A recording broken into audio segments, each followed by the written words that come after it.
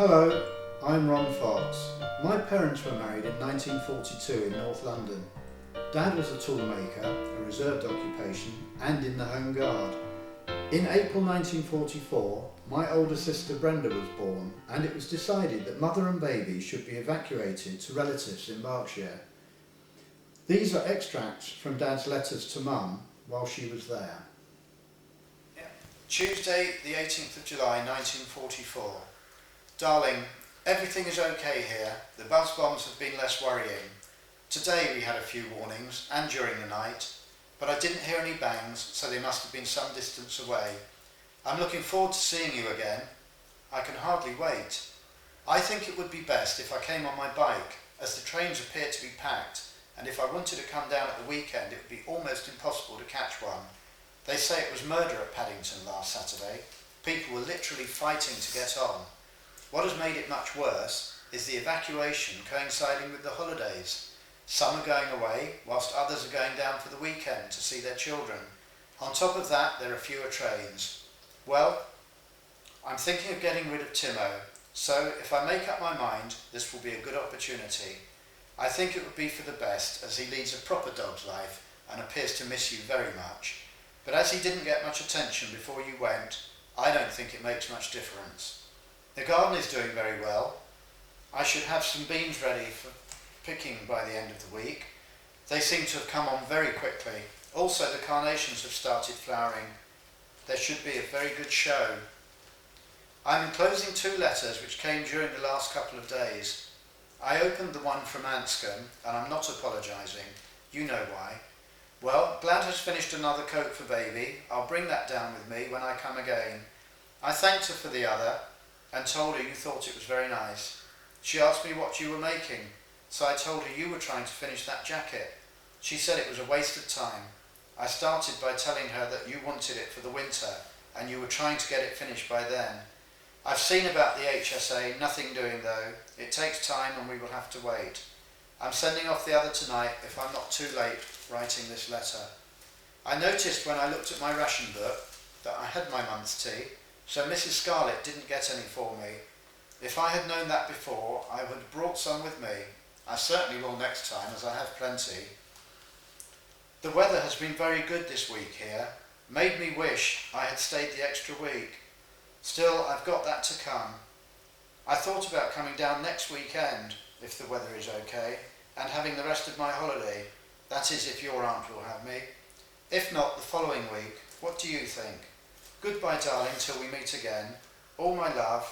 I think of you always. Lots of kisses. Eddie.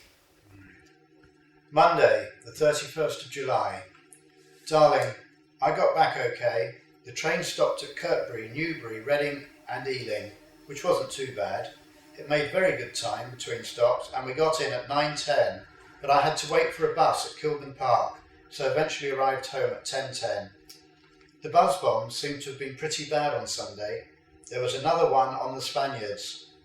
I think it must have been near the other. Also one on Bittersea Hill, near the Wrens barracks, quite near Mum. We had a bad day today, with some close ones. Our Home Guard Civil Defence Squad and all the blokes in number 7 platoon went out in the van tonight to help clear up some of the damage. They went to one at Kensal Green which came over about 3 p.m. this afternoon. When I came home tonight, I was riding between 2 buses when I saw some women dash down the road towards a shelter, and when I stopped, I heard the damn thing going over the buses. I heard the darn thing going over. The buses prevented me from hearing it before, but as it kept going, we were all right. Our air raid warning system in the factory now conforms with the new outside warnings for imminent danger, which makes things much easier, especially as there are quite a number of outside local warnings sounded now. I can hear the one for Golders Green quite well, so when I hear that, I dive in the shelter. When the new system started in the factory this morning, the management definitely stated that people should go to the shelters, so now almost everybody does, including yours truly. I don't think production nowadays warrants taking the risk. Anyway, there isn't so much talking done as going outside wakes people up with the breath of fresh air. and they talk down the shelter.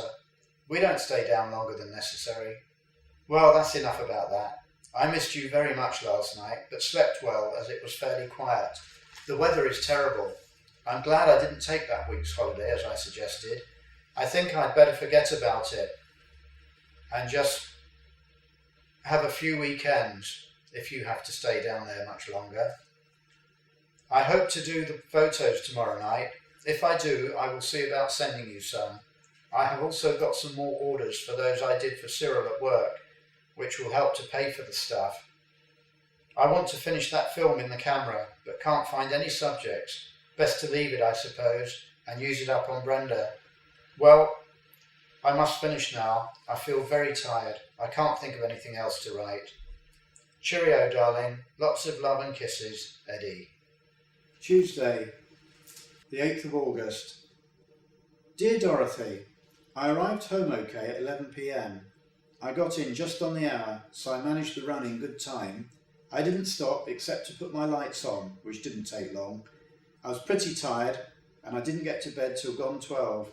And then I forgot to alter the alarm and it went off at 4 o'clock, and that didn't help matters. Those 2 tools I told you about that had to be finished for after the holiday were still hanging about, but I did them today and they do the job okay. I missed you very much today and felt pretty fed up with myself, what with being so tired as well. Still, I feel more cheerful now. We had a quiet day and only had one bang last night, which was some distance away. At the moment we are having a thunderstorm which has been threatening for some time. This may mean a break in the weather, but it should be alright tomorrow.